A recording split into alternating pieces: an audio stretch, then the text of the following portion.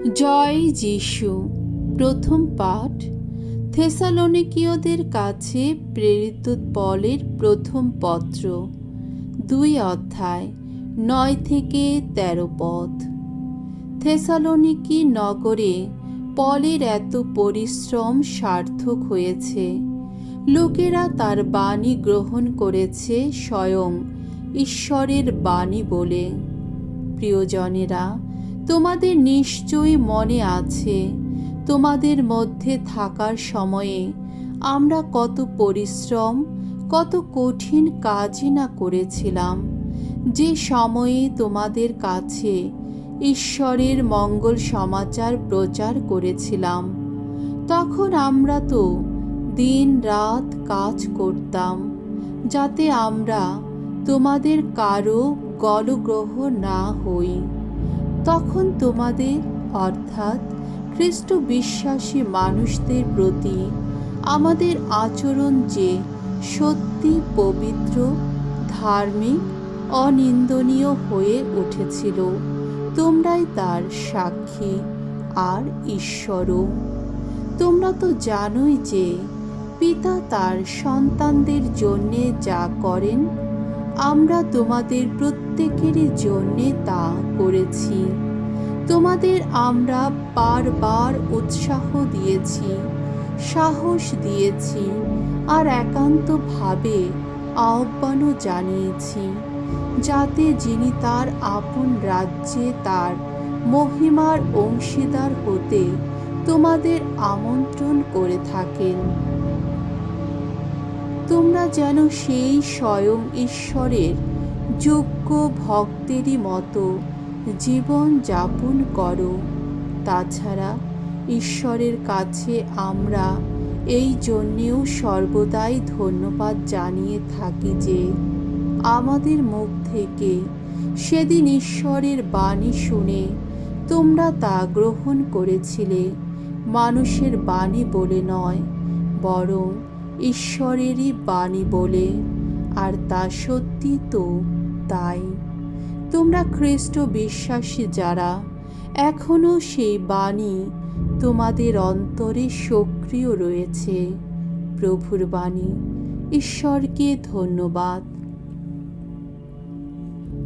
সাম সঙ্গীত 139 অধ্যায় 7 থেকে 12 পদ।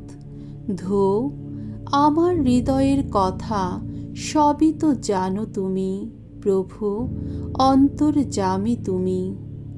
তোমার আত্মিক শক্তিকে এড়িয়ে কোথায় যাব আমি? তোমার কাছ থেকে পালাবই বা কোথায়? যদি স্বর্গলোকে উঠে যায়, সেখানেও রয়েছ যে তুমি। যদি অধোলোকে নেমে যায়, সেখানেও সামনে যে তুমি। প্রত্যুষের পাখায় ভর করে যদি উড়ে চলে গিয়ে আমি বাসা বাঁধি পশ্চিম সাগরের পরপারে, সেখানেও তোমার হাত আমাকে দেখিয়ে দেবে পথ। আমায় রাখবে ধরে তোমার ওই ডান হাতখানি। যদি বলি, না হয় আধার এসে ঢাকুক আমায়, চতুর্দিকে সব আলো ডুবে যাক রাতের গভীরে, তবু তোমার কাছে কোনো অন্ধকার সে তো অন্ধকারই নয়। রাত্রিও তোমার চোখে দিনের মতোই দীপ্তিমান। বাণী বন্দনা। জয় জয় প্রভুর জয়। যে কেউ পালন করে প্রভু যিশুর বাণী, ঈশ্বরের ভালোবাসা তার মধ্যে সত্যি পেয়েছে পূর্ণতা। জয় জয় প্রভুর জয়। মঙ্গল সমাচার। মথি রচিত মঙ্গল সমাচার 23 অধ্যায় 27 থেকে 32তম পদ।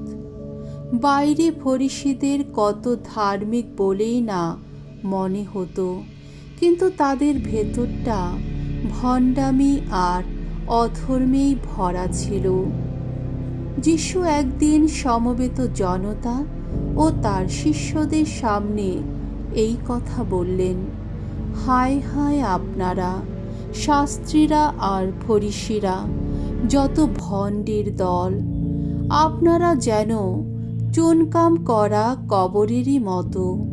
বাইরেরটা দেখতে কত সুন্দর, কিন্তু ভেতরটা শুধু ভরে আছে যত মরা মানুষের হাড়ে আর যত পচা আবর্জনায়।